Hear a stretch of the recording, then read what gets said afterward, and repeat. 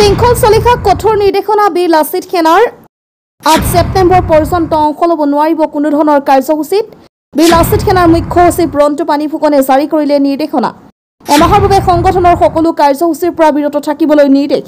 এই সময়ছোৱাত শৃংখল চলিখাক পৰিয়ালৰ সৈতে সময় অতিবাহিত কৰিবলৈ সুযোগ আৰু পৰামৰ্শ দিয়া হ'ল বুলি পত্ৰখনত উল্লেখ কৰা হৈছে শৃংখল চলিখাৰ বিৰুদ্ধে কঠোৰ বীৰ লাচিত সেনাৰ কেন্দ্ৰীয় নেতৃত্ব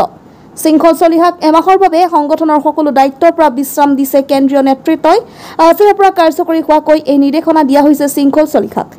বীৰ লাচিত সেনাৰ মুখ্য সচিব ৰন্তু পানীফুকনে এক পত্ৰযোগে সিদ্ধান্ত সদৰি কৰিছে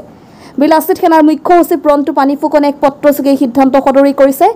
8 ছেপ্টেম্বৰলৈ শৃংখল চলিহাক সামাজিক মাধ্যম সংবাদ মাধ্যম আৰু সংগঠনৰ সকলো ধৰণৰ কাৰ্যসূচীৰ পৰা বিৰত থাকিবলৈ পত্ৰযোগে নিৰ্দেশ প্ৰদান কৰা হৈছে এই সময়ছোৱাত শৃংখল চলিখাক পৰিয়ালৰ সৈতে সময় অতিবাহিত কৰিবলৈ সুযোগ আৰু পৰামৰ্শ দিয়া হ'ল বুলি পত্ৰখনত উল্লেখ কৰা হৈছে এই সময়ছোৱাত শৃংখল চলিখাক পৰিয়ালৰ সৈতে সময় অতিবাহিত কৰিবলৈ সুযোগ আৰু পৰামৰ্শ দিয়া হ'ল বুলি পত্ৰখনত উল্লেখ কৰা হৈছে